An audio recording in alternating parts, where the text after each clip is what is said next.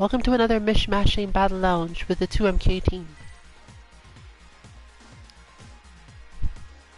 Today we are starting near the time we normally end, so we're having a much later style of lounge. We don't necessarily expect to see less players in it. In fact, we've got 2 more now. And they seem at least somewhat serious about the way they're playing their characters. You missed the best moment earlier, unfortunately. All we know now is that Ken's super, if activated after Yurin's super, does not get through. Or maybe it traded because neither of them had any health.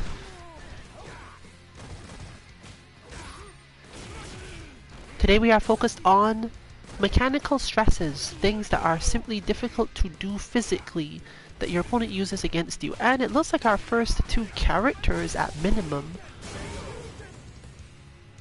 are good candidates for causing this. So if they stick around, we will have a basis to work from on that, regardless of anything else.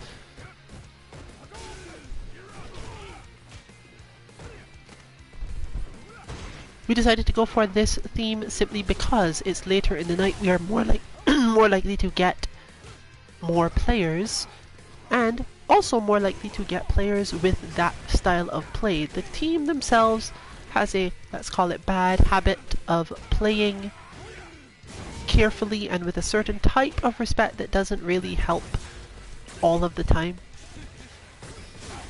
So we play against each other, we think about what the person could theoretically do. You don't want to be frustrating your training partners too much by forcing mechanical tests on them in combat when you're dealing with emotion control and similar things, as we often mention and deal with on streams. So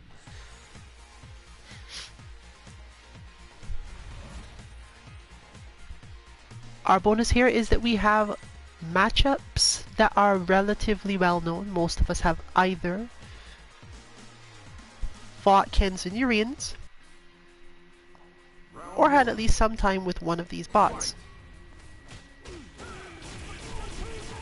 There are also characters that have very clear requirements for both the execution aspect and the recognition aspect of what they're doing.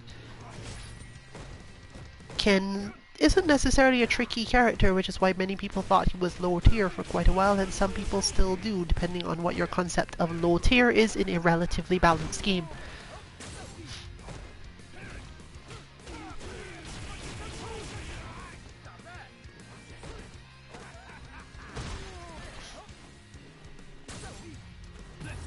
But there's a specific reason our Ken bot count says easy, and it's related to that.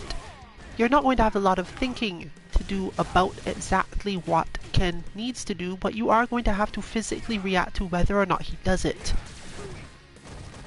This tends to put your nerves on edge. You end up primed for something and then get hurt because you react too early, or you're not primed enough and can't react at all.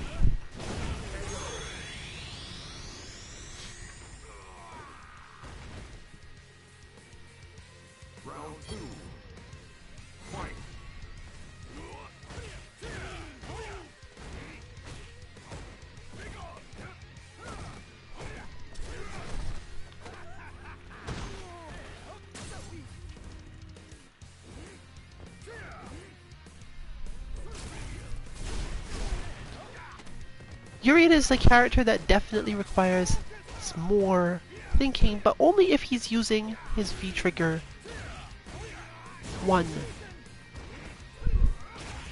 Yurian's V-Trigger 2 makes him a character where you are more or less just once again facing a mechanical test. Can you keep him away from you? Can you time certain things correctly? And so on.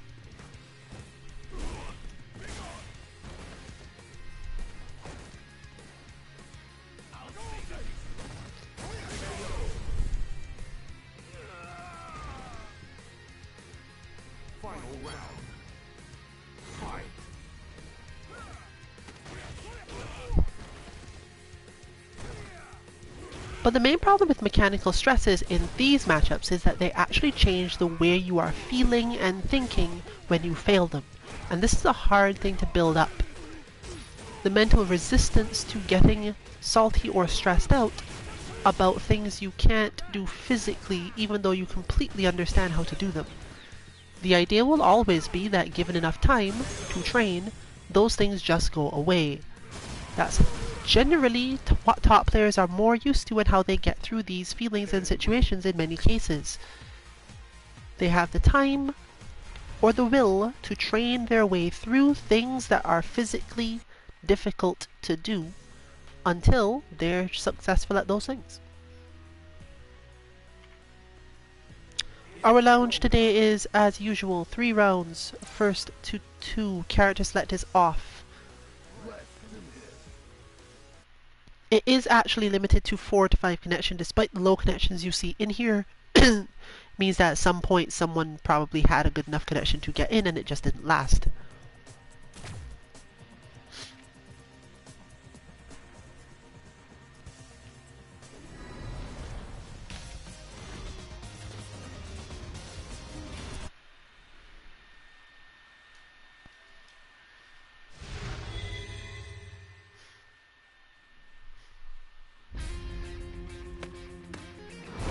Round 1.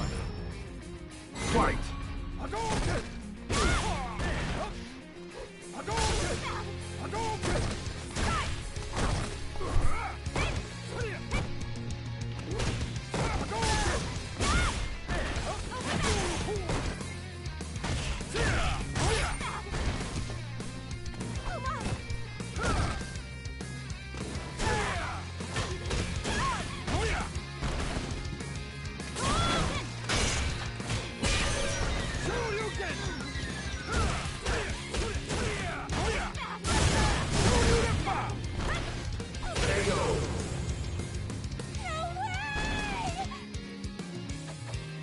Round 2. Fight!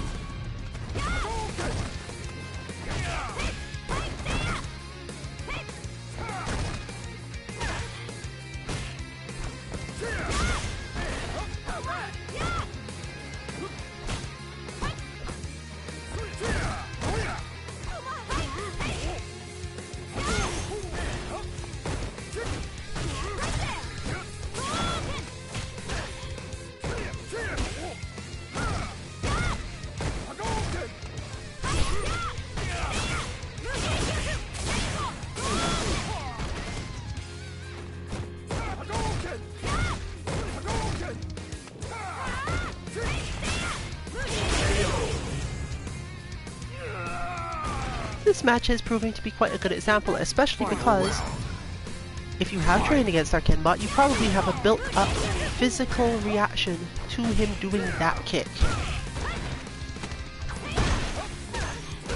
Depending on your spacing, you may not be able to necessarily do much, but often being overly primed to deal with it is not really that bad.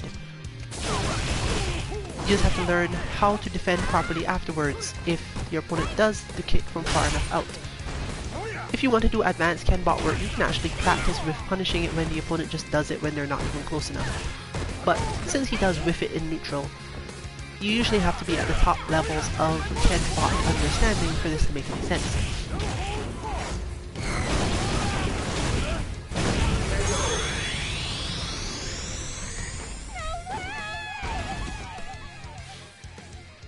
Opponent players using heavy repetition is also a relatively easy way to end up with that strain level.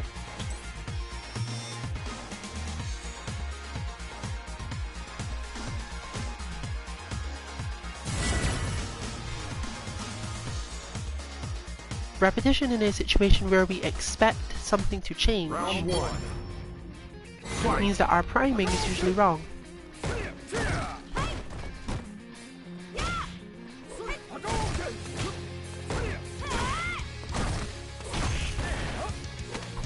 Ken players are often characters who break the mold or concept that go with the Kata 22 for Ryu, so blocking a Ken Hadouken from even mid-range doesn't necessarily trigger the same feelings, even though for some players it should. All of these are therefore mechanical things that you build up based on a different concept.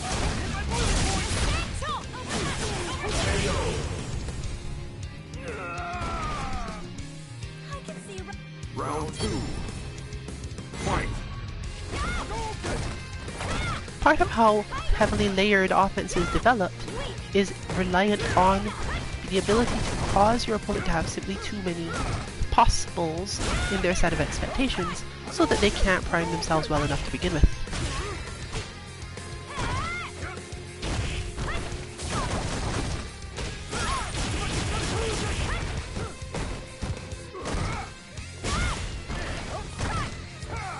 A good example here is that Ken is not really particularly dangerous as a character in pressure because he hits about 3 buttons or he creates a gap. Which of those two things happens isn't necessarily very clear. But we have a general understanding that one of the two needs to happen because of the pushback he has been given as a character being difficult to deal with otherwise.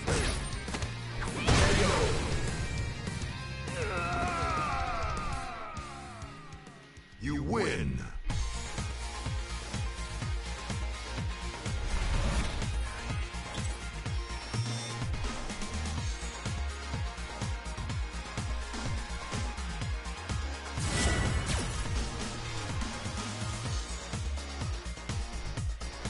Round 1. Fight.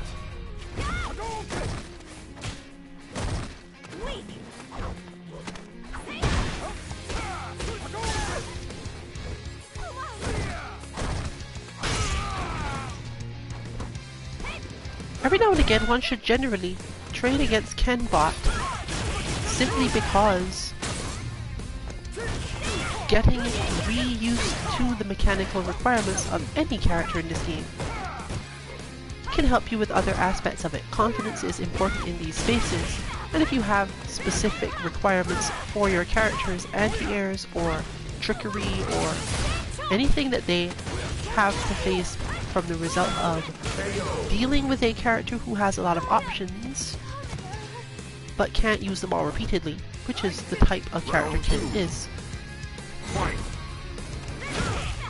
Managing to avoid getting your nerves frayed isn't something a bot directly teaches you at that level. There are definitely bots for teaching you this, but it depends heavily on your own personal feelings toward whether or not you can be stressed out by a bot. If you can simulate the same sorts of situations or emotions based on things happening, or if you're likely to go, well, it's just a bot, it's not a person, it will eventually let me do these things or those things. This is actually kind of a problem for some people because they will let the bot stand there and wait for it to do the wrong thing, but not build up the capacity to mentally do the same thing to a human being. Not that it's necessarily harder to do to a human. Certain characters just don't have enough ability to cause anything else. Final round. Fight. But that's another good example. That Orochi is definitely under, this is physically hard to do, but in this scenario it's probably the only thing I could do easily.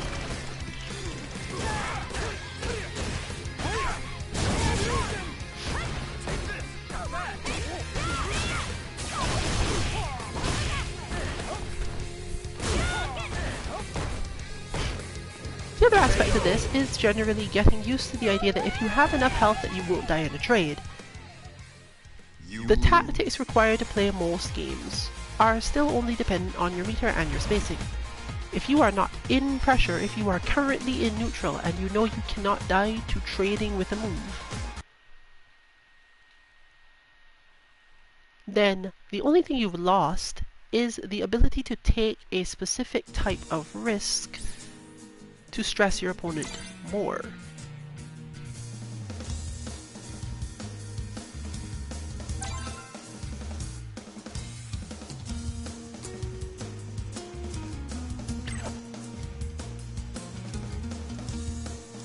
Let's do this.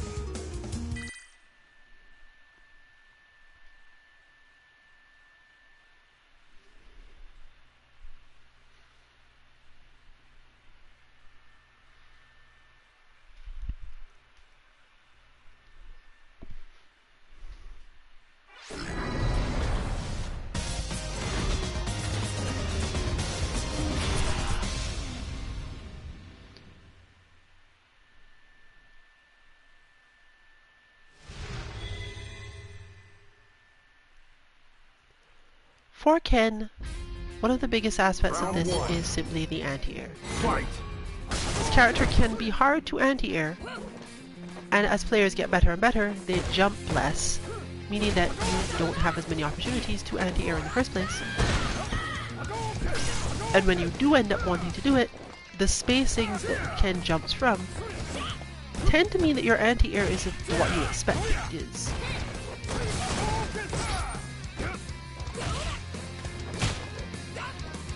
He often jumps only after a pressure string because he has pushed himself out of the spacing where he can hit more buttons, but not out of the spacing where he gets a good cross-up jump. Fortunately for Just Vine, until an opponent Ken starts to prove that they're going to jump a lot, she generally doesn't have that much that needs to be physically reacted to. Neither on this character nor on Bison.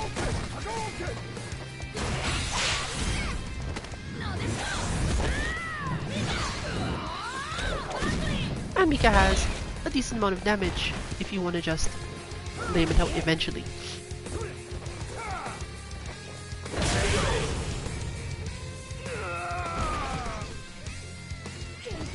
Round two. Fight!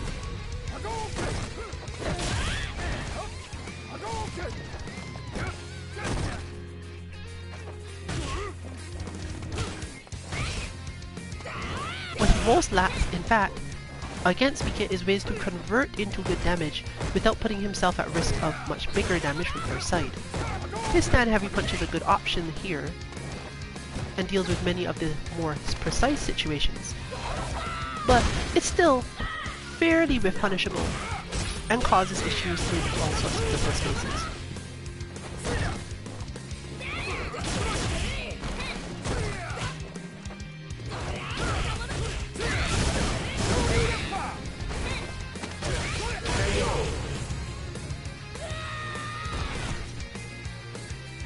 Final round.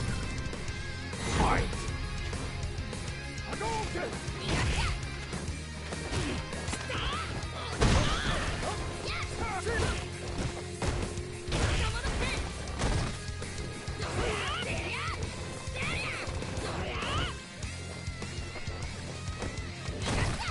And she's less likely to have trouble simply because she's the person Kenbot was literally created for.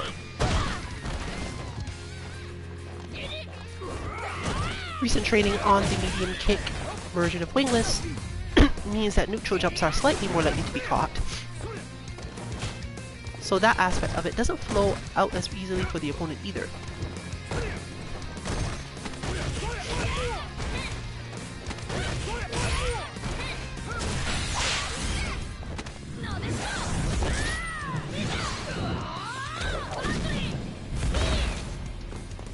At the highest levels of the game, she'd still have to worry about things like Ken managing things on the level of crouch, medium, kick into super, but at that point the opponent is far more stressed.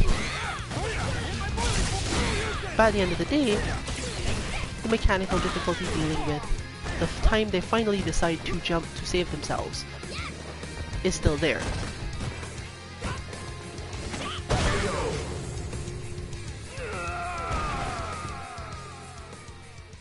Mika wins.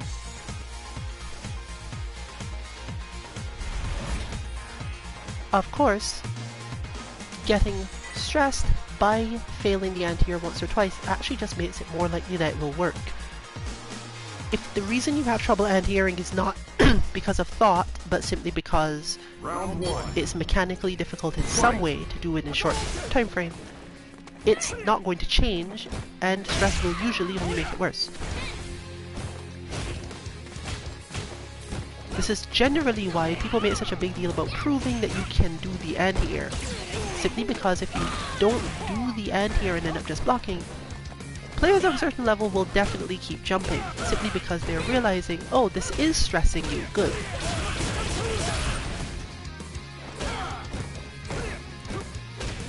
Once you're stressed, all your flow changes. Your offense, your defense. But mechanical stress is particularly bad because it puts your nerves on edge. Round two. And Fight! stopping to reset your nerves, just calmly doing nothing for a bit, means that if your opponent does choose to do something crazy with either their meter or their pressure strings or whatever, you're less likely to be able to get your way out of it. You have to build up years of experience of literally defending automatically in order for your nerves to do this when they need to.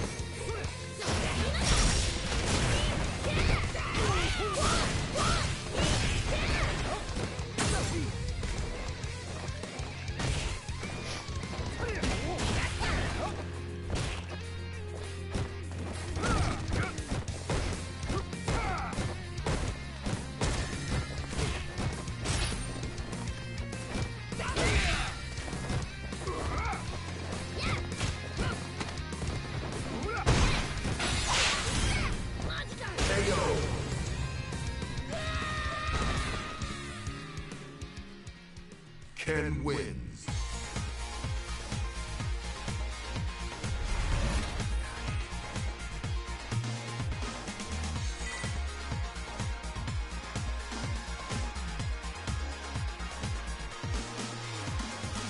This is why a lot of us get more and more Round one. beat up by this type of player in longer sets. We become less capable of fighting them the longer the set goes,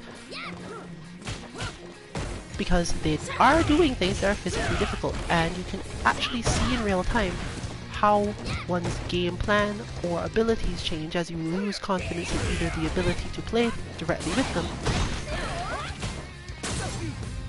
or just the ability to defend against things they want to do. Depending on the player, this may not result in you losing.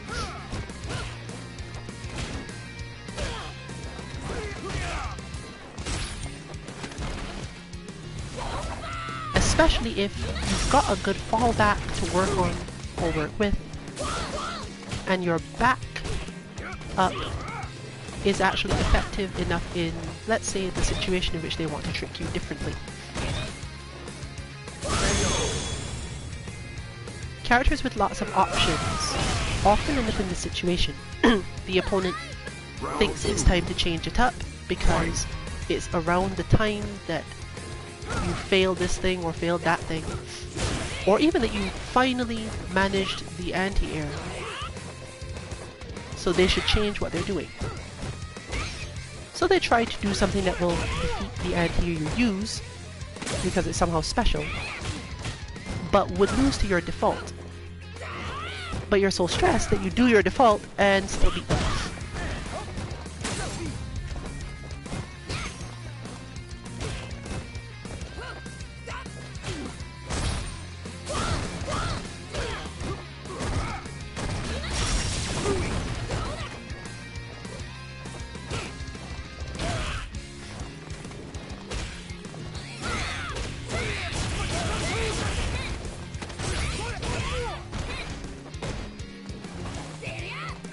One problem Mika as a character faces as a result of this is the fact that she probably always has to at least consider that she can make a comeback. Which often means that when she fails it, she ends up at a major disadvantage simply because she used all her meter trying. Whereas a lot of other characters, it's more so, okay, well, I don't think that's going to work, so I'll just play it safe, play it out, try to get some meter for the next round. Or at least not use too much of it, not commit too hard to the use of the meter.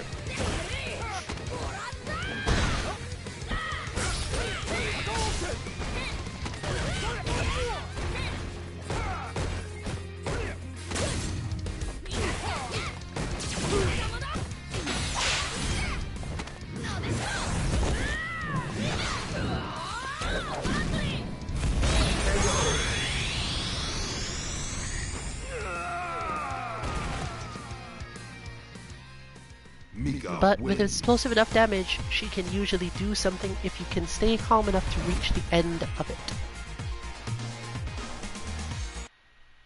Is that Colombian Kage still here?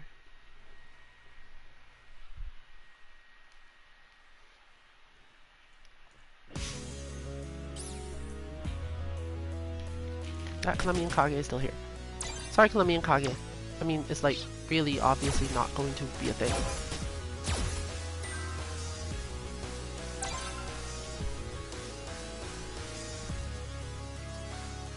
We do have some misleading ping bars in here right now, but we actually have the feeling that's related to something in the system on the PlayStation that Just Fine is using.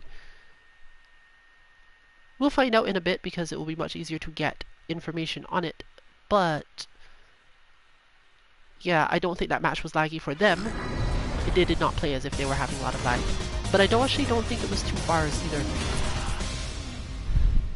You can usually tell these situations by deciding it based on whether or not the bar keeps fluctuating.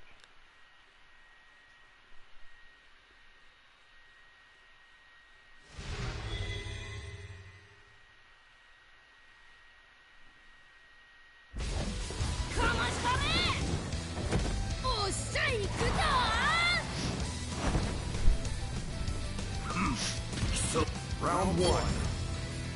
Fight! This match between these two is exactly that a lot of the time. Both as characters and as people. There's a lot of minor stuff.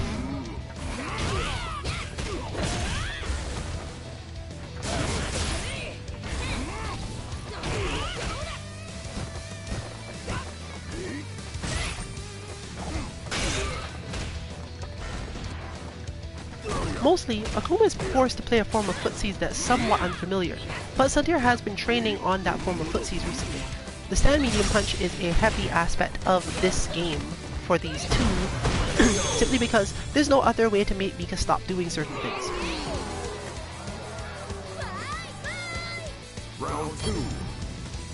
Fight! Fortunately for Akuma, this doesn't trade with most of her buttons, and when it does, it's generally in his favor. So he can just play this matchup heavily by hitting the stand medium punch.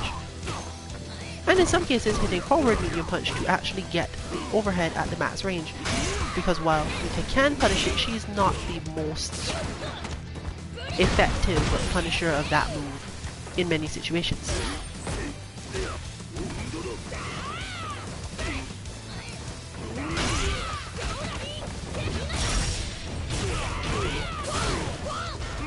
Fortunately for her, Akuma does have low enough health that if she tries certain things, she will get at least enough advantage, which means that you're back to that point from the other side.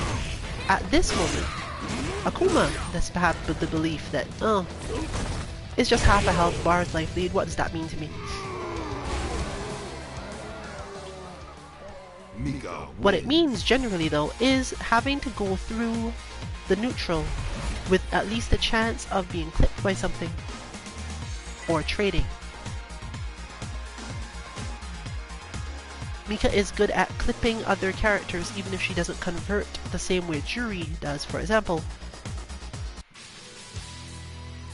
Meaning that once Akuma's health gets low, he has to be a lot more creative about how to get a victory.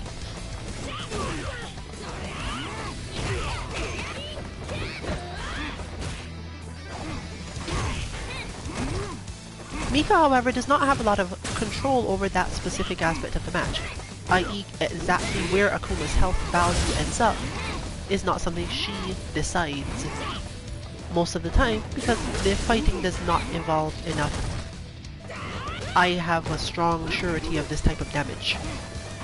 She can get a couple of good guesses, get the exact correct combos, but even between the neutral and Akuma just being able to uppercut out of a bunch of things, there's no specific way to be sure, okay, I can get him to this much health repeatedly, and then play from there.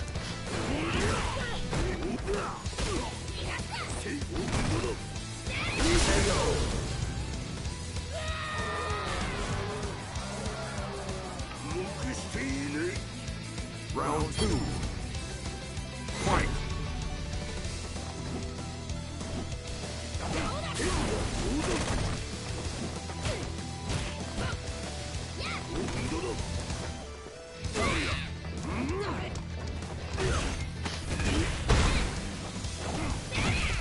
Fortunately for Mika, she has an interesting situation where her neutral against Akuma involves being able to use Mike at weird times.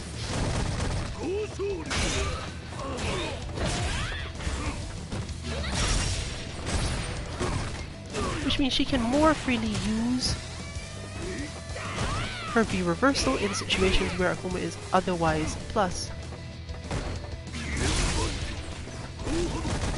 Since a lot of his plus moves don't really have a situation where you can't V reversal them. Final round. His really plus stuff is either likely to push you out so far that you don't care and can back dash, or is based on just being so plus that nearly no one can do anything except V reversal, but they can definitely V reversal. Meaning that Mika can actually use her mic whenever she sees Akuma back away.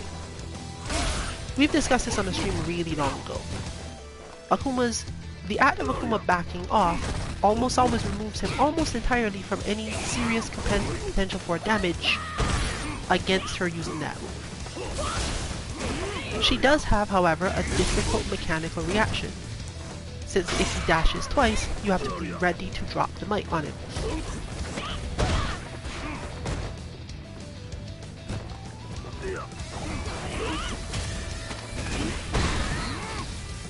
It doesn't seem very laggy, but we'll have to check with them later, because I'm seeing jitters. But in the new netcode, or rather next, I guess it'll probably matter differently. Akuma wins.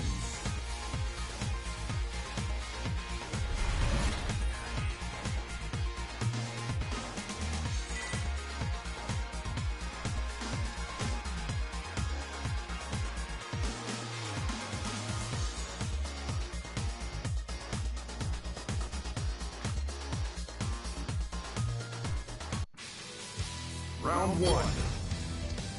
Fight!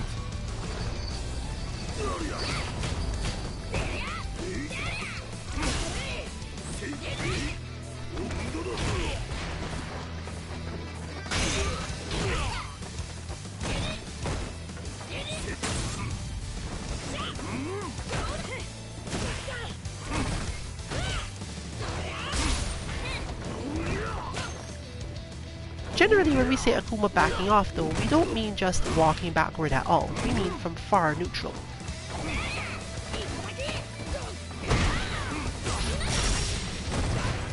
One of the main problems Mika has, therefore, is recognizing this as an opportunity to use the mic and not an opportunity to get in on him or push back on him. Because if you are overzealous, he will jump like that.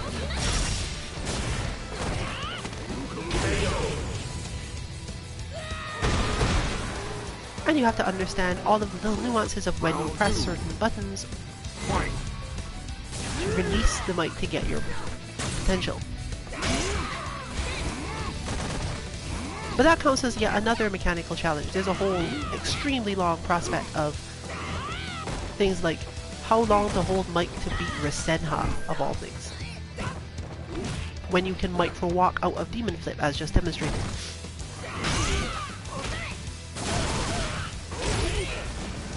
This sort of matchup makes your mic spacing important, more so than your timing per se. You simply recognize a specific space and then do it.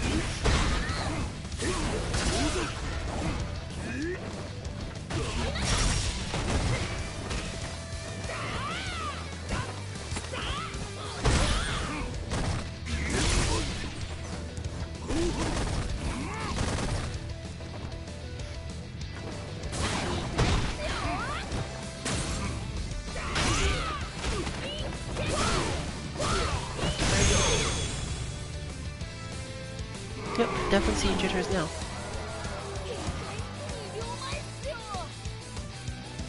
Final round. Fight!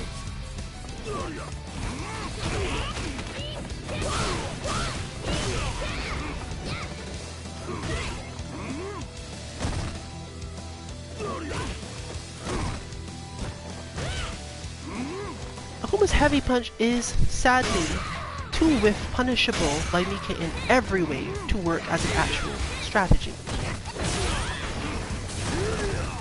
Not only does she have armored moves to get her through it if you insist too much on the move, she can actually whiff punish it with a command grab in certain situations, and her own heavy punch, if she times it just right, will get you.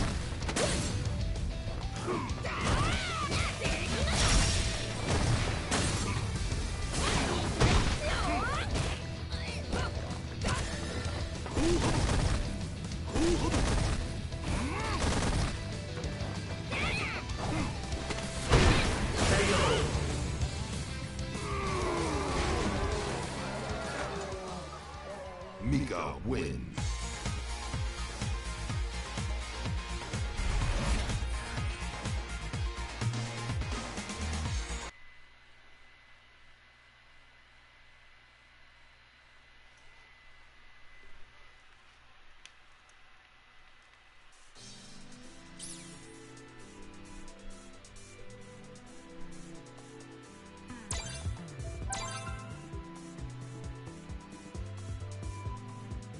But the report is that it was a little jittery, but not as bad, so yeah, we're still counting on the fact that it might be 2 bars.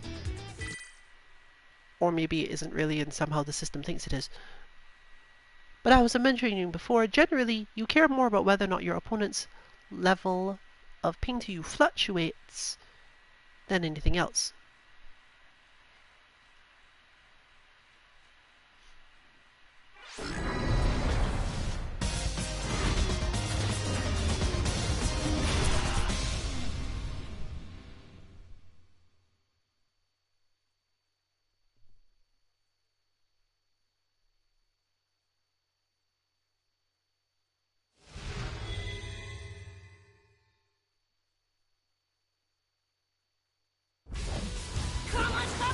Round 1. Fight!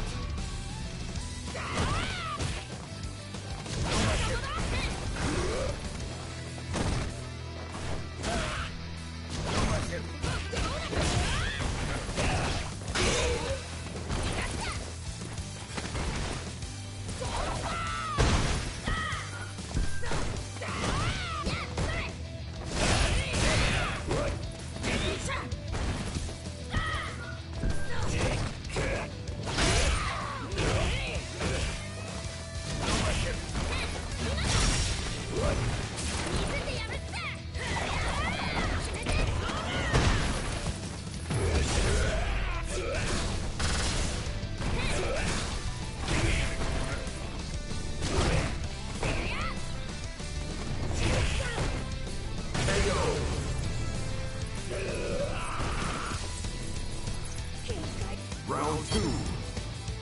Fight!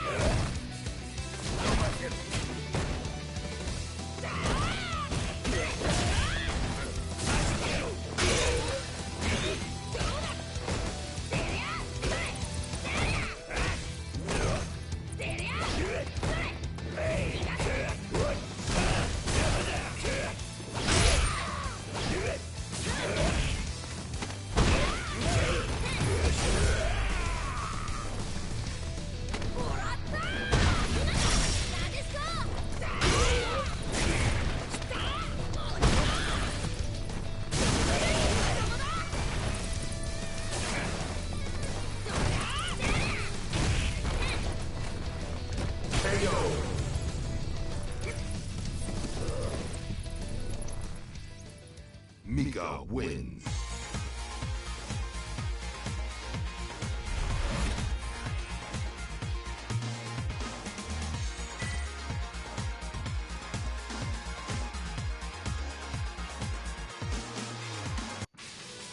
Round 1. Fight!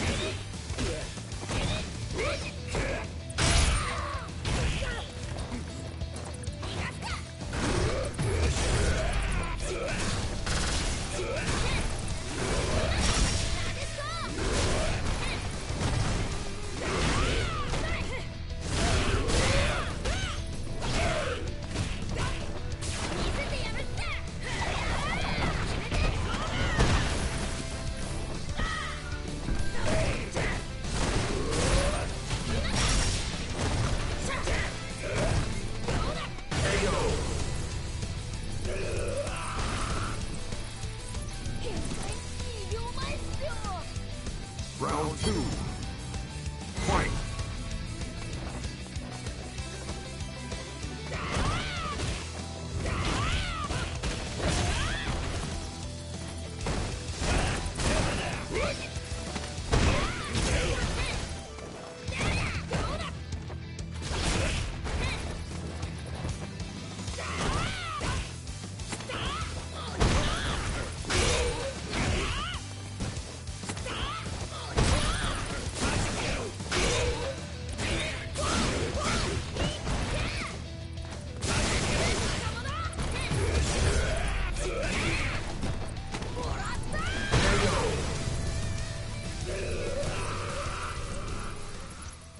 Mika wins.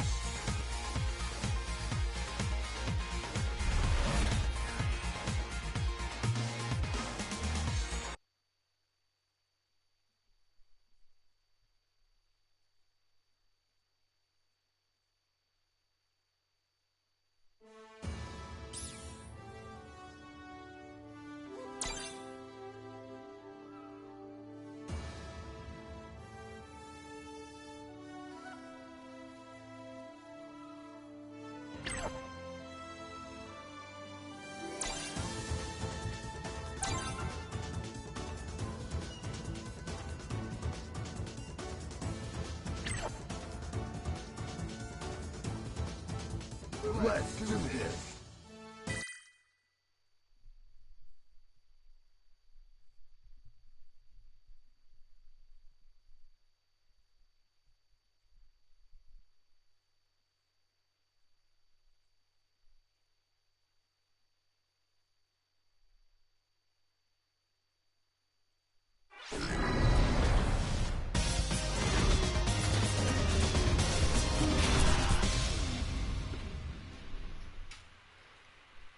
Just Finance has some recent matches with an Alex that plays somewhat similar to DeWolf. Most Alexes don't, at least at the level she fights. She has in fact picked B skill 2 today. It does help in this matchup depending on the opponent's mindset toward a specific thing. But it's again more mechanical intensity. Round 1. However, it might be a good balance here given that DeWolf does not get to play against Mika players that much. And Alex is not a character who gets a lot of time to work out how to deal with her as a character because he has a lot of slower buttons, he doesn't have any 3-frame button to get him out of very specific situations, and he doesn't win scrambles that easily. What he relies on is longer range, which is a really good advantage against Mika, but tends to lose to her belly flop a lot. Since she no longer has to play direct neutral and can be a lot more like Ken, specifically hitting a couple buttons to get into position and dropping onto you.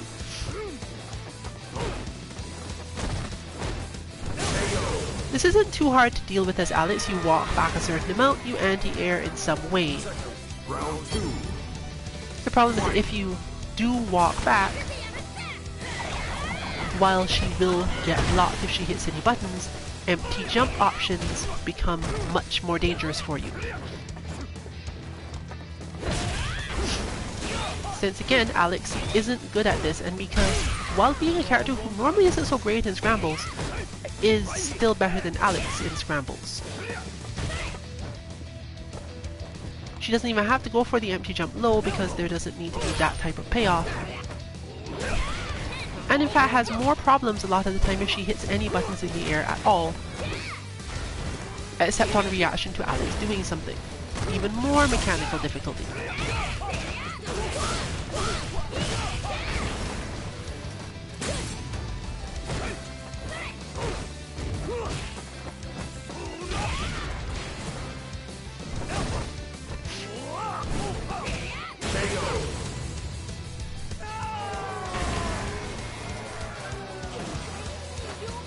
Just Fine, on the other hand, as one of the main testers of AlexBot, has most of these down. A lot of the situations you end up in through aerial interactions with Alex or after aerial interactions with Alex are covered by the Alex bot's design, meaning you spend a lot of time thinking and just subconsciously figuring out when to actually take your turn when they get close after and when not to.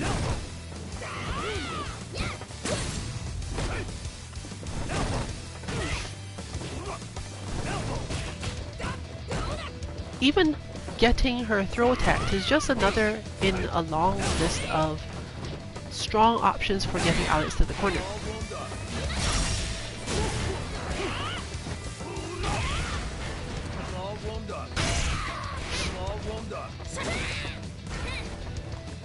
And certain of his moves are flat out reactable with her V skill. Alex wins. In ways that tend to cause Alex a lot of problems. It's similar to fighting against Colleen, where Colleen's V skill starts up in 8, it covers a certain amount of space, but it discourages you from playing neutral so much that it gives Colleen a lot of options. Round 1. Mika has less options because she has no hail to drop on your head, but she can definitely make you think more simply by occasionally hitting that button when she thinks you're either going to go for a position you like, or try to push her out, or any number of little things. In short, it makes her more likely to be able to just walk up to you because you're not going to want to hit buttons to keep her out.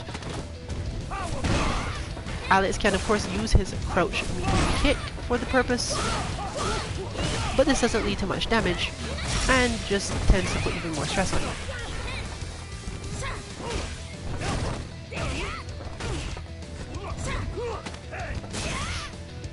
That therefore is the biggest threat, when Alex has actually managed to get enough charge for one of his head crushes. Obviously there's no answer to it then.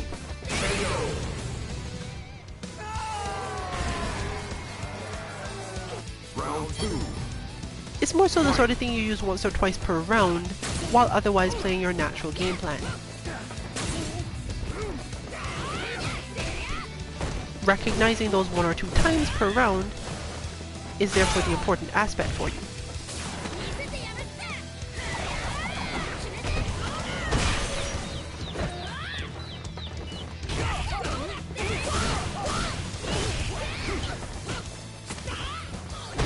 KO. Mika wins. This matchup is a mechanical stress for Alex in a different way than it is for Mika.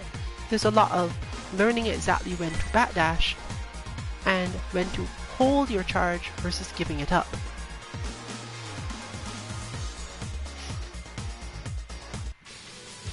The parry makes flash chops, particularly heavy flash chop with its massive startup, less likely to be effective, or essentially randomly ineffective, honestly. But choosing a good backdash timing can help a lot, simply because you get to get more charge, while Mika, while using this particular V skill, doesn't get much benefit.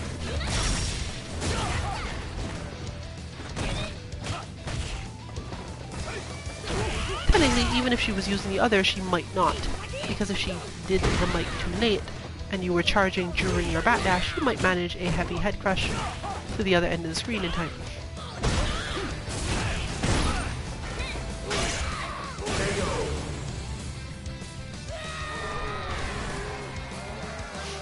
Looks like I won. All right. Round 2. Fight.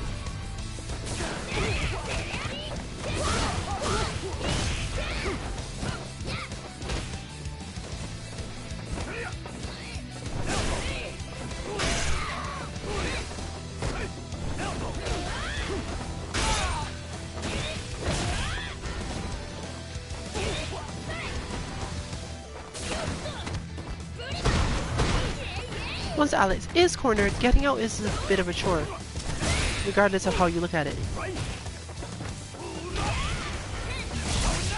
But he does have an option with his meter, specifically just using EX Stomp mainly because it gives enough plus frames Alex to actually do wins. something. And he does have the option to loot this by using Crouch Light Kick.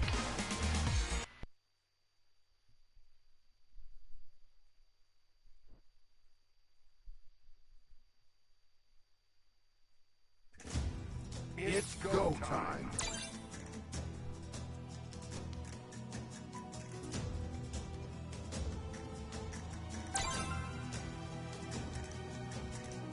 Let's do this.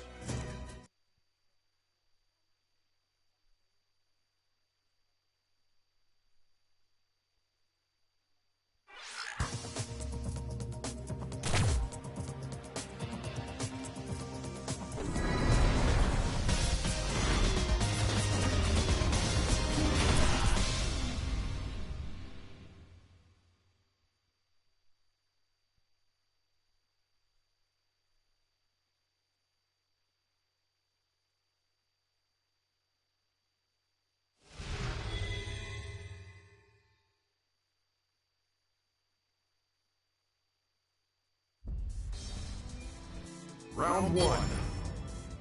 Fight! Attack!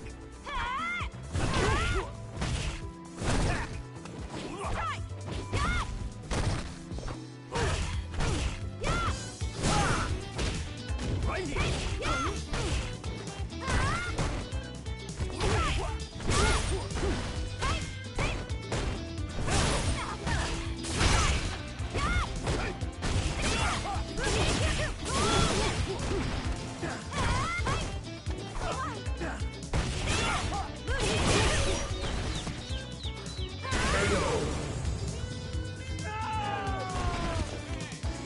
I can see right through you. Round two. Fight!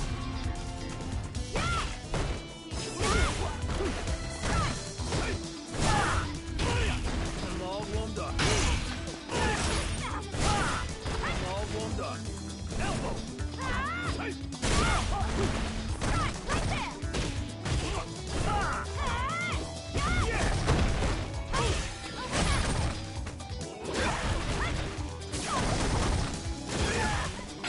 The finale!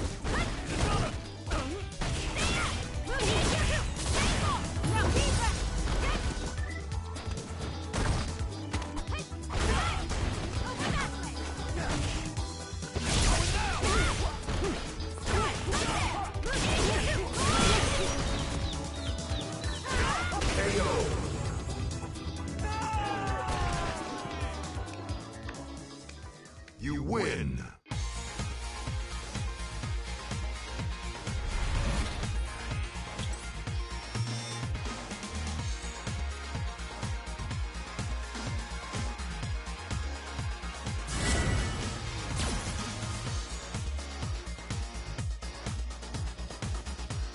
Round one. Fight!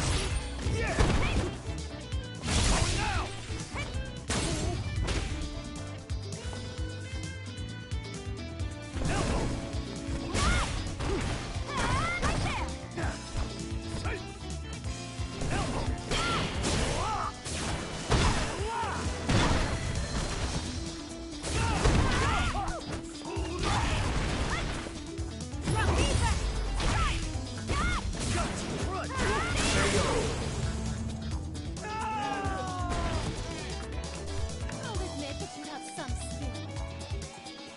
Round two. Fight!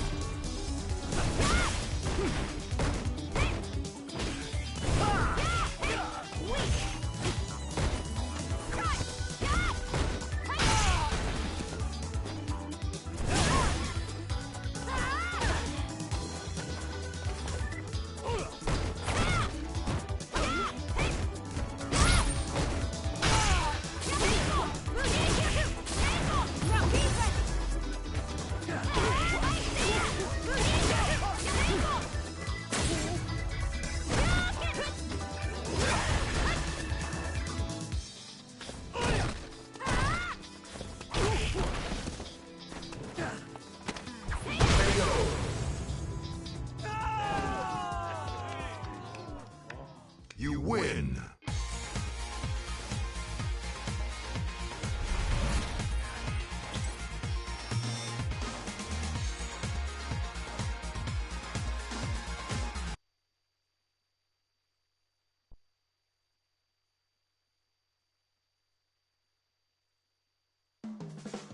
It's go time.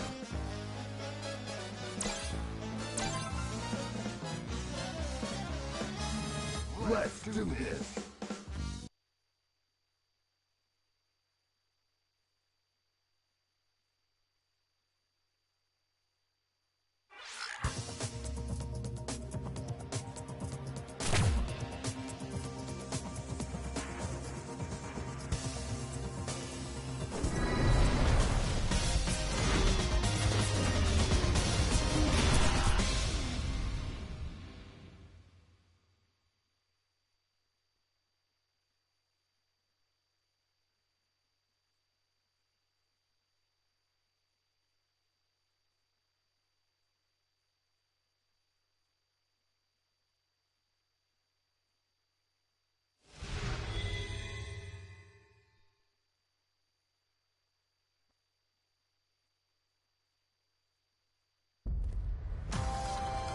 Round one. Fight!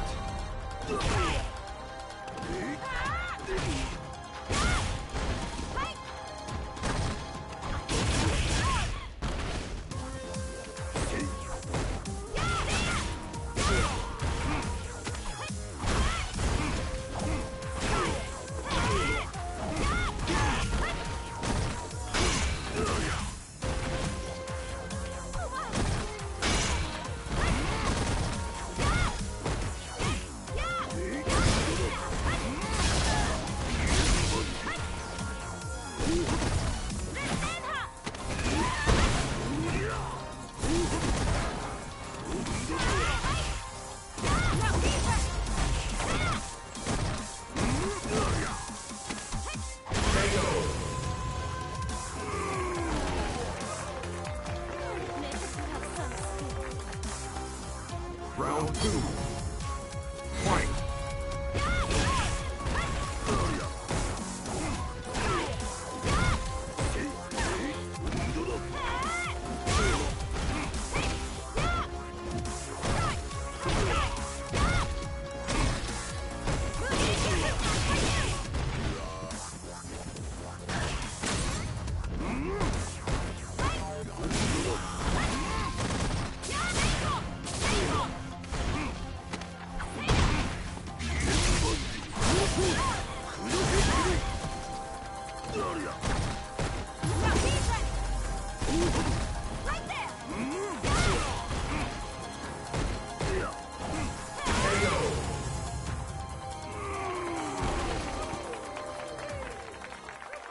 You win!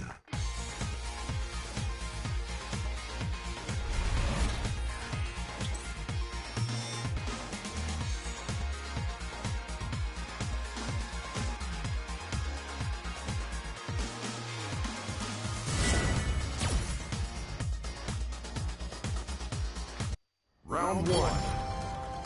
Fight!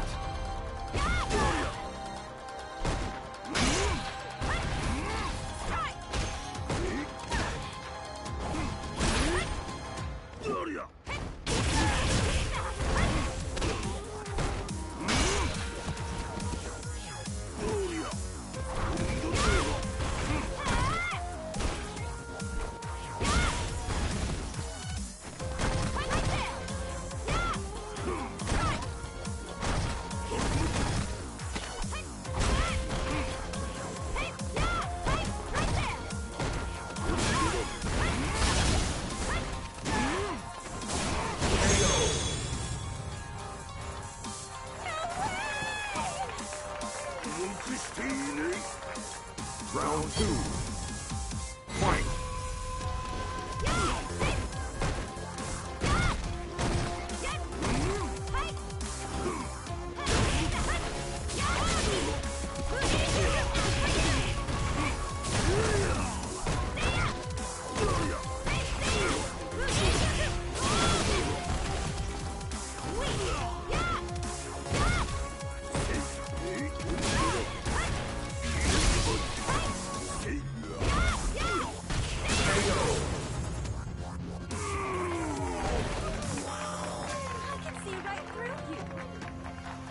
Final round.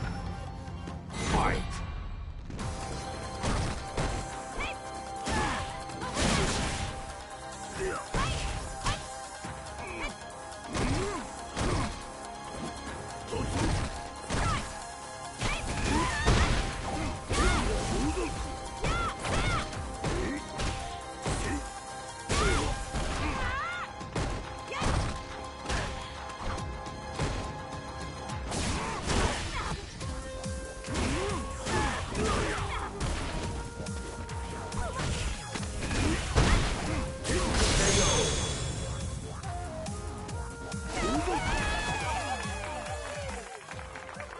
You lose.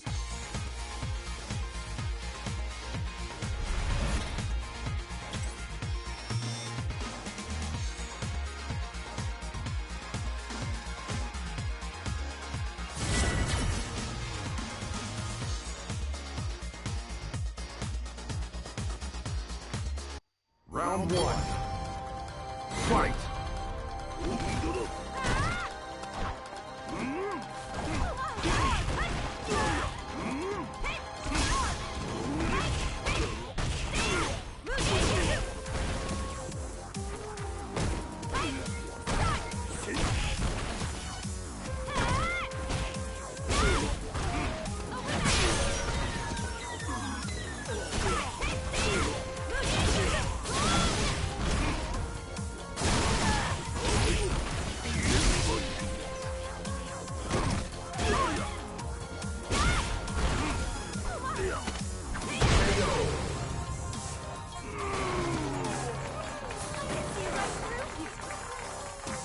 Round two. Fight!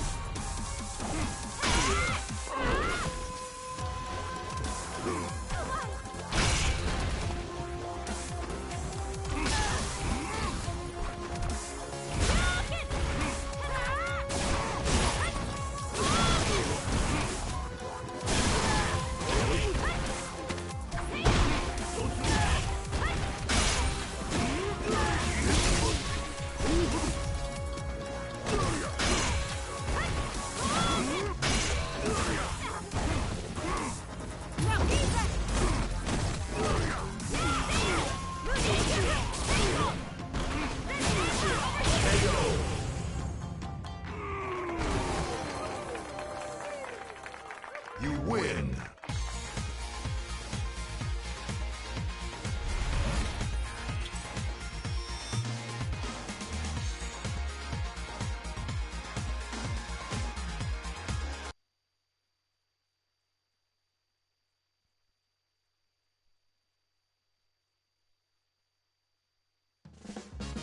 It's go time! Let's do this!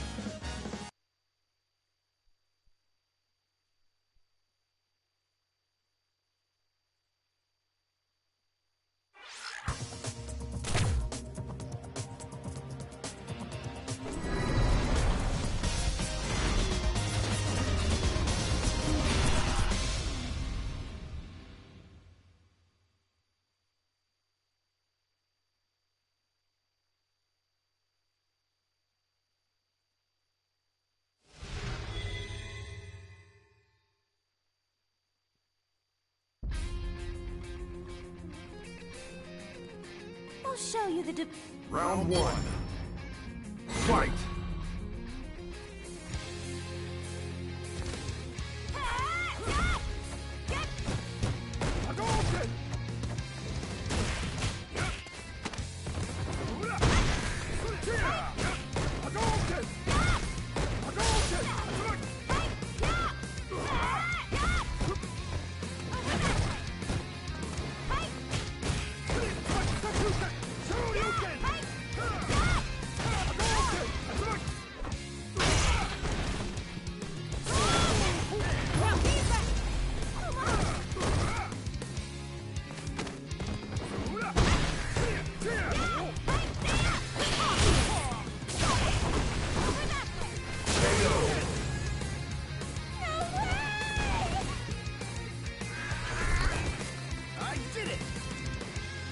Round two.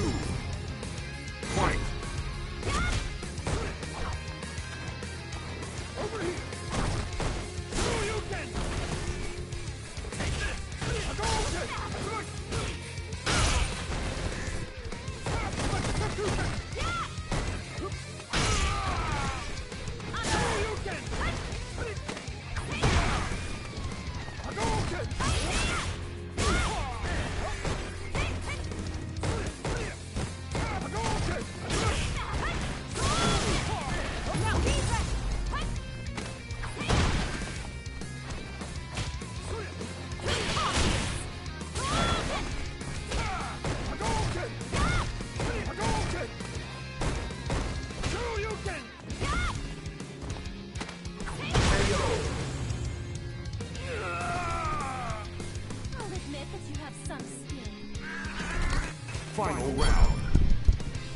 we are, of course, back to the somewhat execution test version of Ken.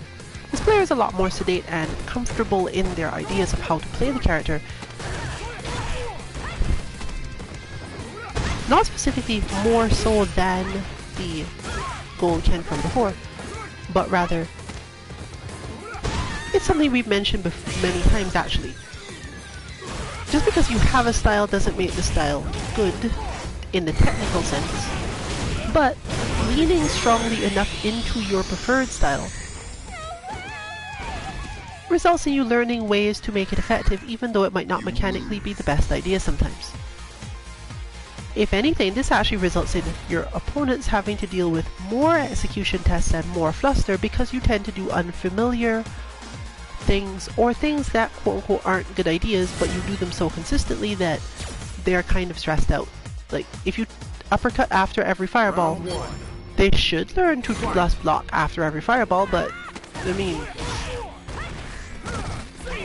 it's more of a feeling of people thinking, well, you did this like 4 times, I did almost all of your health and damage off counter punishes alone, you're probably gonna stop, right? No, you're not. And this can be a hard thing to deal with in games as a generality, that player who just won't do the thing that makes sense to do, but because you are so specifically into the concept of how the game is supposed to be played, you don't actually deal with it yourself any better. This is actually a different type of mechanical test, especially when the thing in question isn't actually just as simple as blocking. I'll admit that you have some skill. Countering, parrying, anti-airing, blocking certain things and then punishing.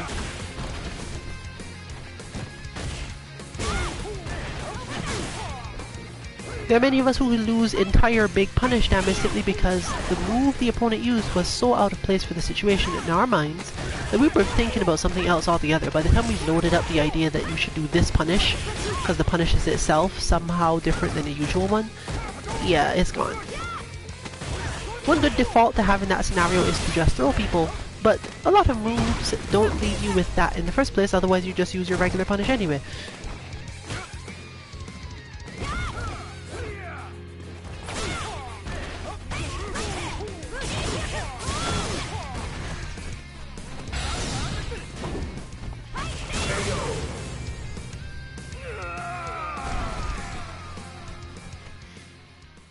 One good method for dealing with this is to simply let your mind change entirely the concept of what is going on. If you play other games where bosses tend to have clear, repetitive patterns, this tends to be a bit harder than if you play games with bosses or enemies that have either somewhat random or very state-dependent things, and the state you are watching for isn't necessarily given a direct tell, or you don't spend a lot of time looking at whatever indicator it is that tells you when it's happening. Another Capcom game that we do play, Monster Hunter, is a good example, as well as many MOBAs. Your opponent changes their state because of something in their resources, or in Monster Hunter's case, it's because they got angry. But the necessary thing to tell you this isn't always blatant enough for you to go, okay, I know that I need to change my behavior because they have just changed theirs. There is still a tell, but sometimes it can be ambiguous enough, and if you weren't thinking about it, you can find yourself defeated before you realize that they have changed state. That is a big thing in fighting games as a generality. This player, for example, has changed state at least once in this match, but the adaptation to the state change isn't in the mindset of our Marine because there's no tell that they've done it. Ken is a character that changes state when he stands still, but you can't be sure that because Ken has stood still for 2 seconds that his state has changed at all. One decent way to do it is actually to jump at him and see if he anti-airs you, if he was previously playing very, very aggressively, but there are still some players that will just anti-air you automatically, and you still won't know.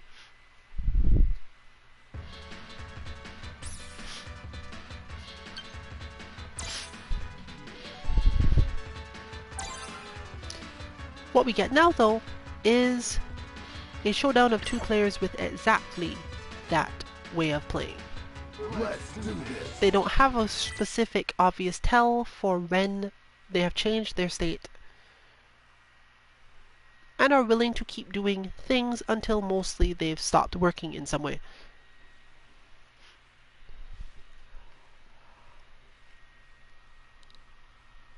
This Ken also doesn't play with quite enough pressure to completely defeat Nikali's crouch medium punch. So it is a good fallback option for Cosmic Wolf to have until certain gaps are learnt. And just blocking in unfamiliar situations is something it's fairly familiar with. Round one. Fight. Not to mention backdash timings, which tend to get other players in our team into a bit of trouble because we like to stand our ground and don't tend to do backdash. But we have at least one person who does not have this problem.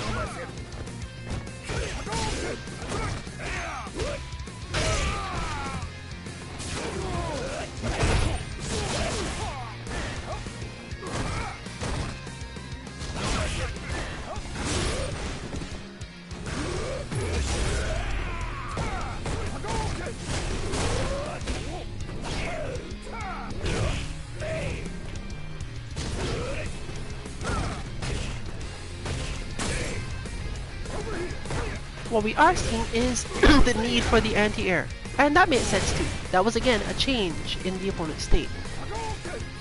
Did that not now change them back? Probably not.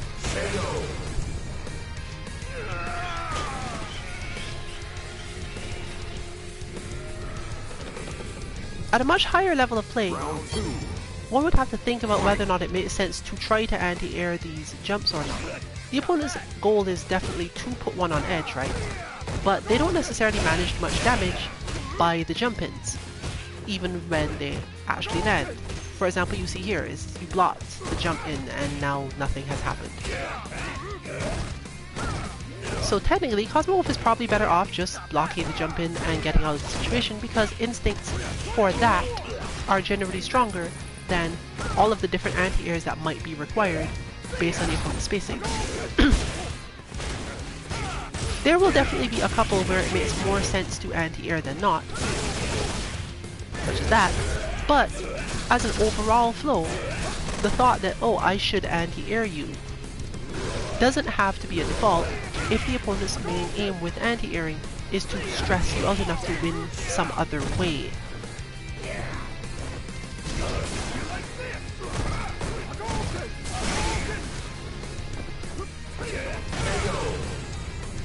That was probably an execution error, for example.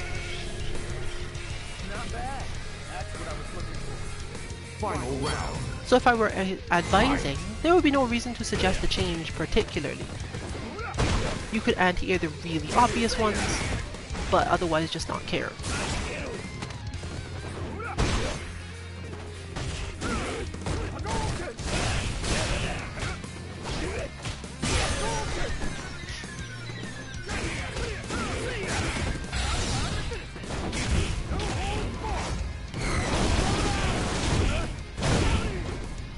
More importantly, as a person trying to improve at the game as a whole, you can easily recognize that, oh, my opponent only really managed to damage me by jumping, after stressing me out by continuing to jump for an extremely long time. The result of that is usually, okay, I could eventually get good enough at dealing with all this that it doesn't even matter. Ken wins. And you could in turn train it.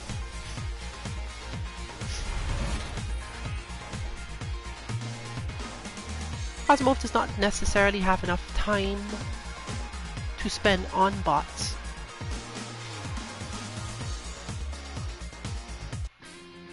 And unfortunately, Fight. at the beginning of a Ken bot session probably didn't have a correct enough version, meaning that there's a lot of built up slightly incorrect muscle memory and spacing, which is one of the worst things. This can happen against players unfortunately too, so while it's obviously important to make sure that your bot is working at least decently, Explaining what that means is a little hard. You can check our disc guidance segments and see if it is matching up approximately to what you're seeing. This is why we make them. Even if you don't need it to tell you how to input the bot, if you're not sure about it for some reason, if it seems too easy or too hard, you can probably find on our YouTube channel the equivalent concept by simply watching the disc guidance for that character.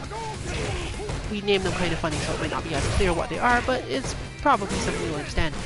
You can check our Twitter, but that would have to go back fairly far because we've been doing this a while. The website itself, where you get the bots, does tell you the release date of them though, and that is sometimes enough to cross-reference to streams or uploads we have. Not always, simply because we didn't always get those uploads done at the same time that we would have planned to.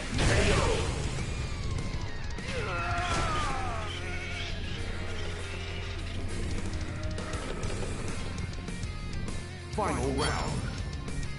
Fight.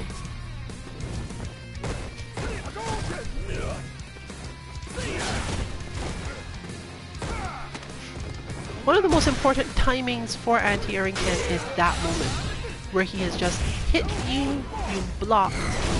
You probably can tell that the button he's hit you with isn't a threat. He jumps then.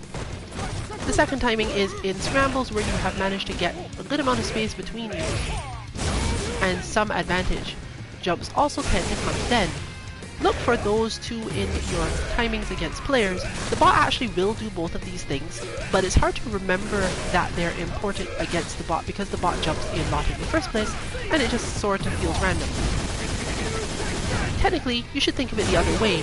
The bot isn't jumping randomly because we have a fairly heavy amount of control, assuming even decent inputs on many of them. The design can control how often a bot jumps, and a lot of the time, the timings at which it jumps. Kenbot jumps like that on purpose. It is meant to at least somewhat simulate Ken players both in the lower tiers who jump constantly and Ken players who have a specific timing for jumping based on that.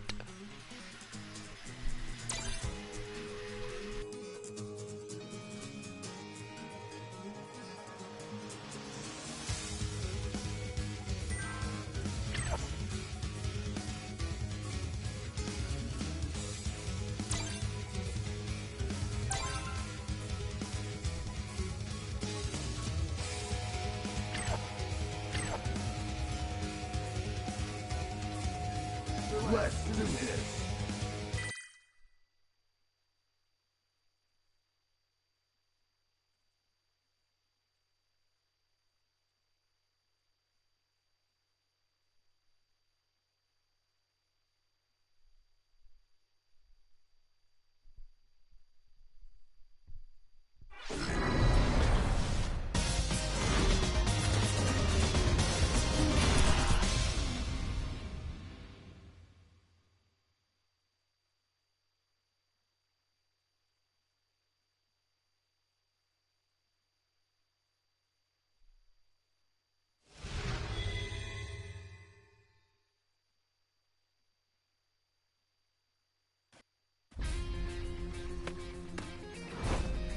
Come on, let's turn up the heat.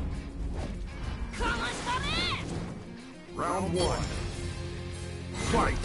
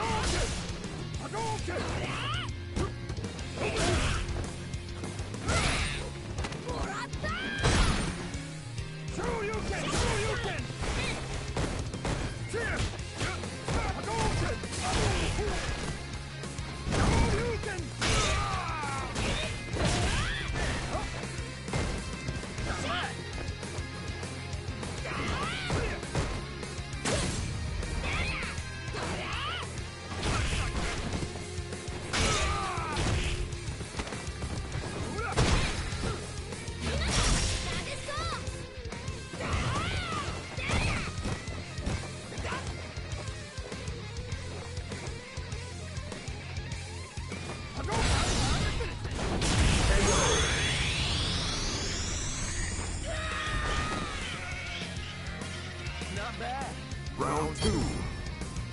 Fight!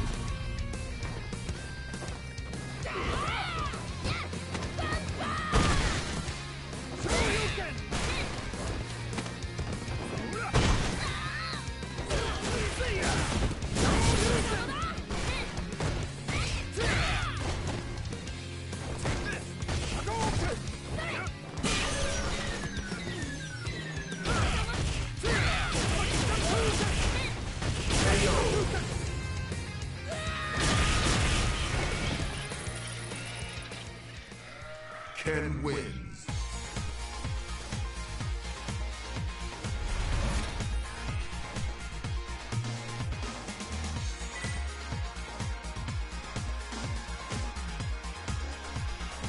Of course, as one plays for longer, mechanical stresses actually increase. Fight! One can get one's nerves frayed pretty bad over just a relatively shorter session.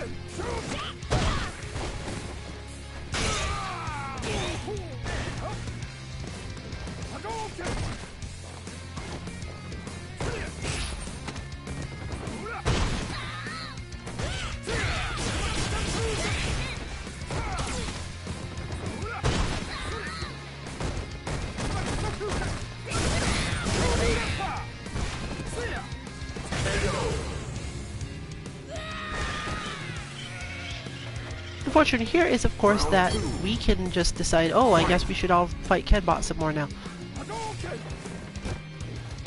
And for us, that suffices. The main reason this is useful isn't really because playing a player would not be, but simply that the way that players make you think is likely to be more tiring, less mechanically based, and you therefore can only do it when there is an available Ken player to fight.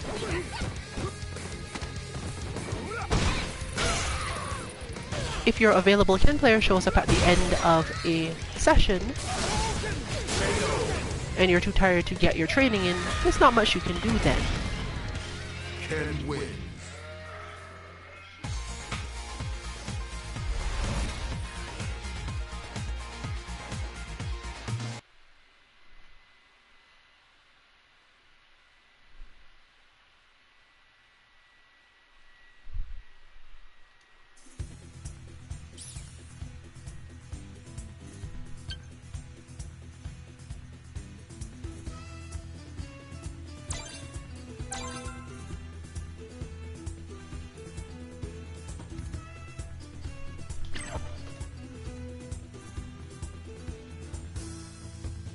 Let's do this.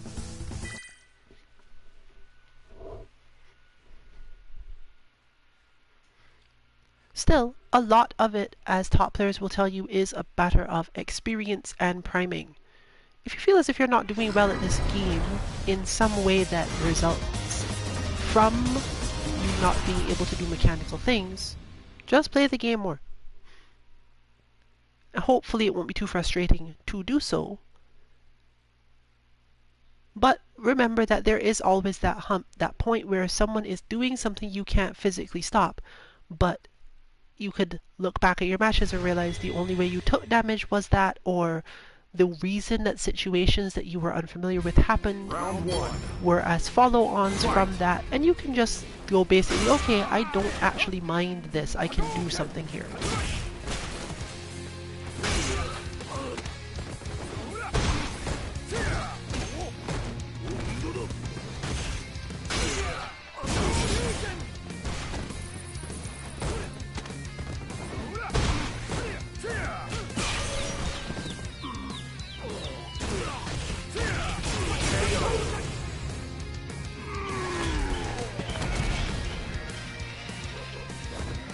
Round 2.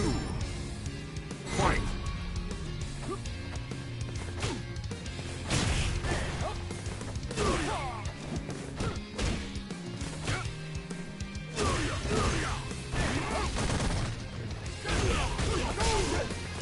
For Akuma, it's a lot more likely that he's going to have to actually uppercut.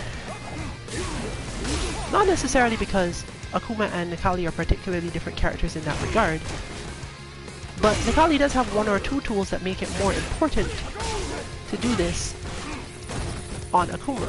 Nikali can get through fireballs more easily, he has bigger dash-up options, he has certain punishes that are better functionally when he's not being tricked, or he doesn't have to think about being tricked, there's just only one punish and it just works all the time.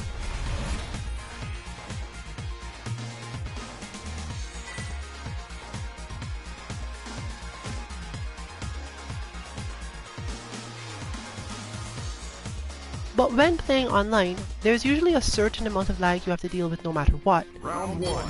And that brings you to needing to expect and prime for a specific type of reaction. The problem is once you are mechanically strained, you're likely to overdo it and react too early. For uppercuts this is a big deal, because too early uppercuts tend to actually cause a problem.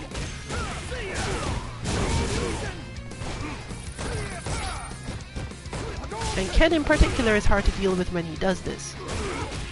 Akuma does have one option, and that is specifically to use only parry to anti-air Ken. This will result in taking more damage than necessary. But it's less stressful because you specifically chose at the beginning to not use your regular option. This can be really good for you emotionally sometimes, to just abandon the thing you were supposed to do in favor of an inferior option, because you know the inferior option will fail sometimes, and it's slightly less stressful that it does. If it's easier to input, all the better.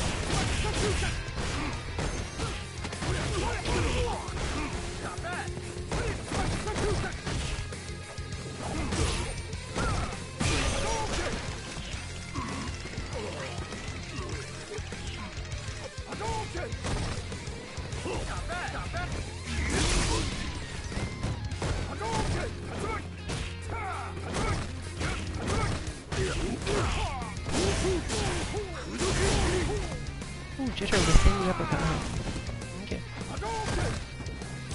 This might be laggier than is obvious.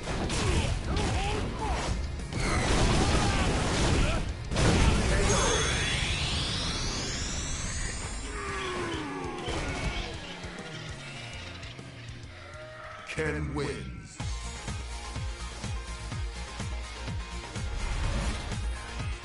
But with our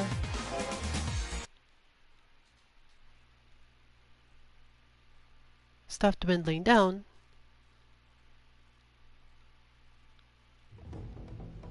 It's go time. it looks like we'll get one more match of this type.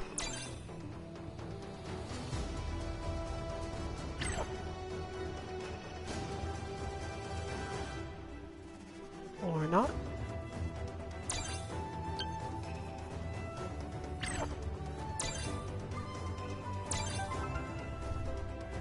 Okay, no, we have it. Let's do this. For carrying this is somewhat easier.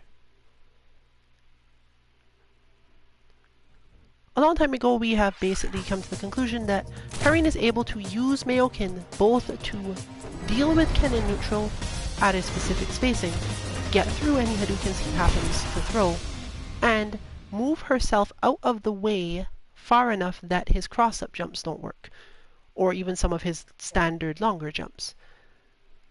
The main problem with doing this is that against an aware enough player, especially one whose aim is to frustrate you, you will get hit for doing it in different ways. Fight. But none of that is going to be the reason that this match goes poorly if it does. If it does go poorly, it's going to be almost entirely because Rune Siren is not going to backdash. And that's not going to change just because I've said it one way or the other. That is simply a habit that has to be built up separately and is not easy to do under certain types of stress simply because you're too busy doing everything else. Not to mention the strain that comes from backdashing in situations where you do get hit, making it feel as if you made the wrong decision. But fighting games are not a matter of single wrong decisions, they're usually a giant aggregate of other stuff.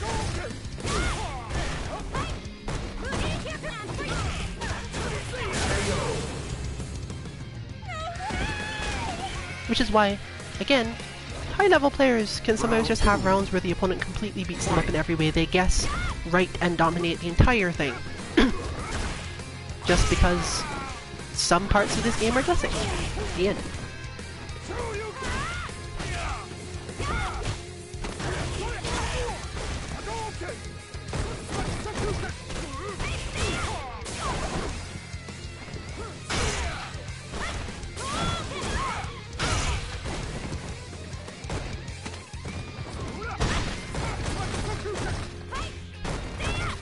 The problem with the requirement, the not backdashing, is more so that it will still not necessarily result in you losing. It's more so that if you do fail to backdash, you're losing because your opponent made a mistake, not because you made a correct decision.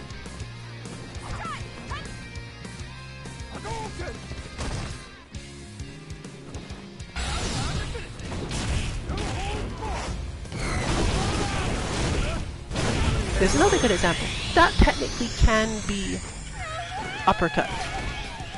But if you're not ready for that or thinking about it, then you're not going to uppercut it. Therefore you lose. For certain characters, whatever they actually needed to do is mechanically stressful because they can't mash it. For example, Urien can probably beat that move, but he has such an incredibly small window to do it in, and had to be down charging and had to be ready to execute the headbutt at the exact correct moment, that yeah, I'm not expecting to see a lot of Urians can do that to them in neutral and then headbutt him out of it until probably like Diamond or Platinum level.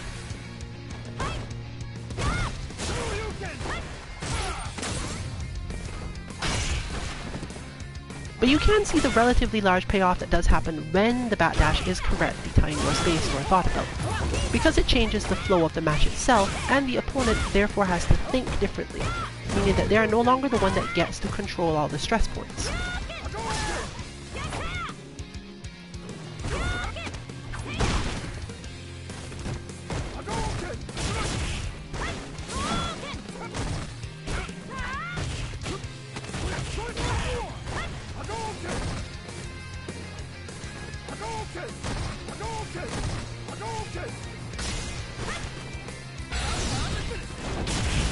But this time no meter to do it with, so they should go for it again. No, there was meter. Never mind. Round 2. Fight. I'm surprised they went for it given the fact that the parry was available, but again, more mechanical stress. You couldn't do this to, say, Punk because Punk will parry you. Not that Punk uses this GB trigger as far as I know, but, you know, the point is that it probably would be done simply because of the amount of awareness that a player who plays this game a lot has. But even then, sometimes it doesn't work simply because they haven't fought someone who would be willing to do that in a while. Tournaments are in fact helpful to top players simply because they remember that, oh right, there are people who will just run up to me and go for super and neutral because I don't have the health. Even when I have options to deal with it, it's still not a guarantee of anything. And if your opponent knows that you're stressed enough, it's not even a wrong decision to make. Final round. Fight.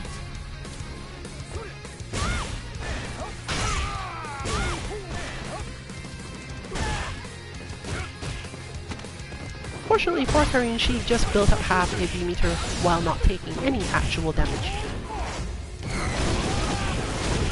The opponent makes a good choice to overflow that meter by using the super now.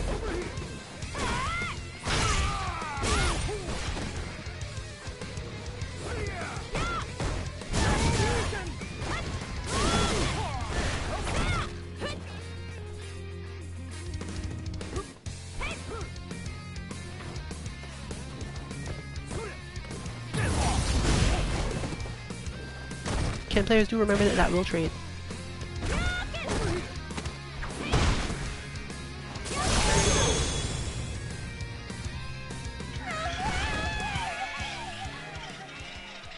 You lose.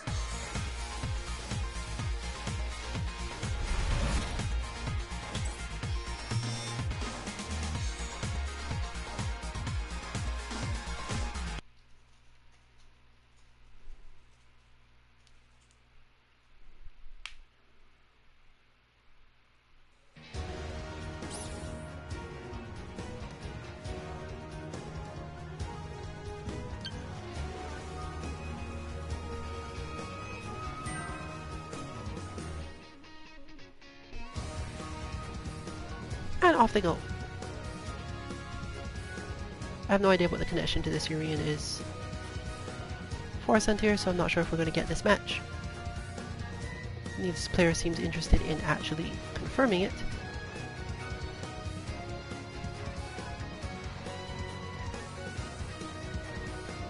But whereas I noted very close to the end of stream. So assuming we do get any match, it'll probably be the last on-stream match of the night, and probably the last match of the night as it is.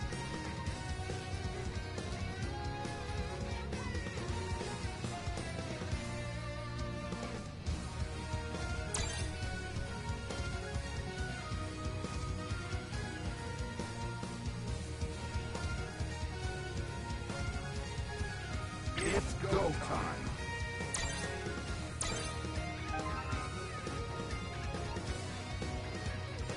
Let's do this.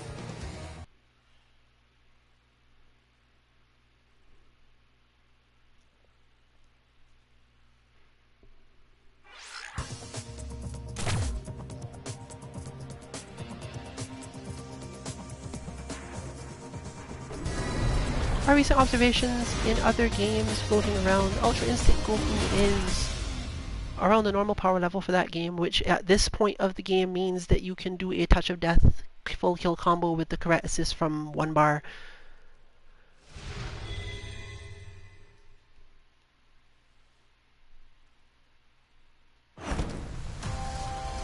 Round 1.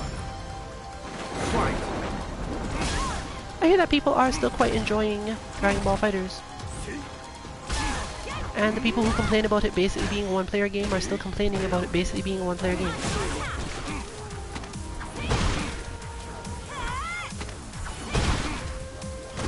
So it doesn't sound like they've made any changes that made the things we were expecting different.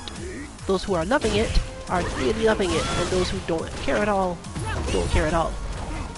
We'll see what happens in terms of our play. We don't currently, I don't think we've touched it really at all since then.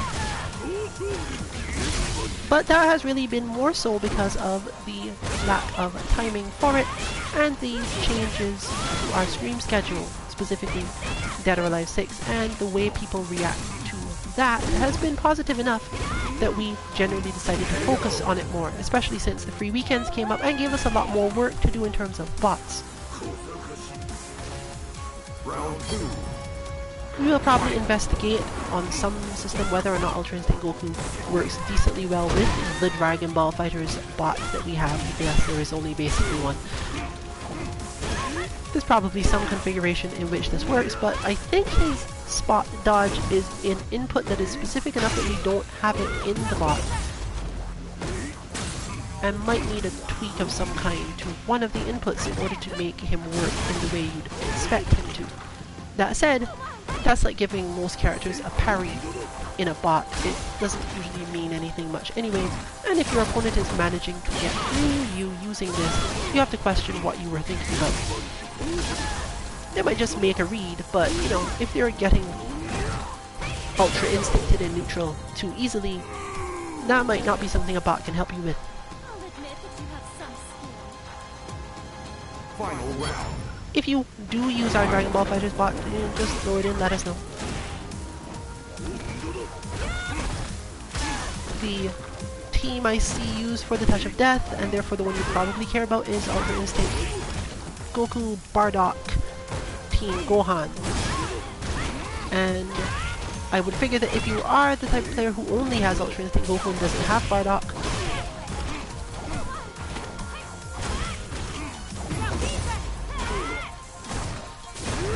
because you're the sort of person that only deals with children and not fathers, I guess. Either way, you can pick both versions of Gohan instead for approximately the same effect you will get from Bardock in most situations in a bot. Yamcha is also an option.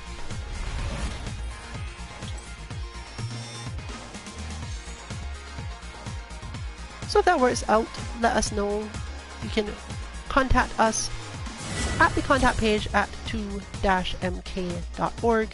You can also send us a DM on Twitter at 2_MK_FGC.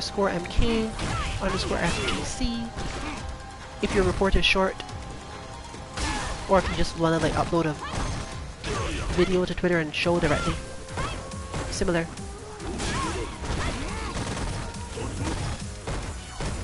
At the very least, it might turn into Friday content. Please let us know if you want to be credited for even that. At the end of the day, if you put in work, you should get something out of it probably.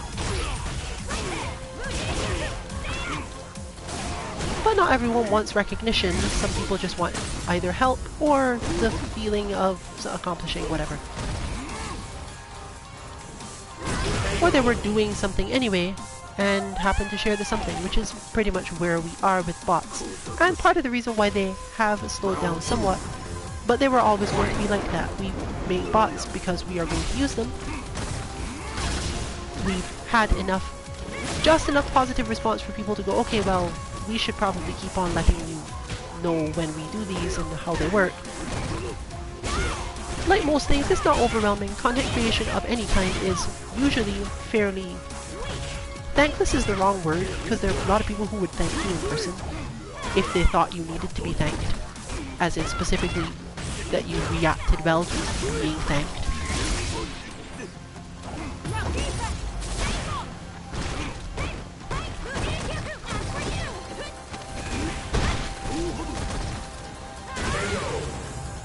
But yeah, specifically let us know if you would like to be thanked or credited or just linked or something. If you do send us any information.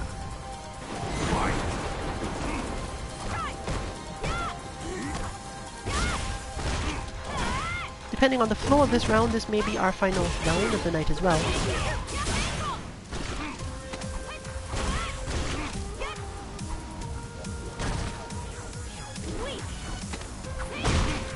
Corner guard barely works. And that does in fact bring us to the end of our stream for tonight. Join us on Thursday as we are sure to have TOA 60 Times Lounge. Tomorrow is actually not as guaranteed. We may not have any content tomorrow, and we probably won't have any Wednesday. But you tend to get one or the other, so look out at our Twitter 2_MK_FGC around 7 tomorrow to find out whether or not we will be doing anything. Today we were late, tomorrow maybe the same thing. Actually, that's kind of the reason why we don't expect to have anything. So, this has been Rillian for Team 2MK. Good luck with your training and good night everyone.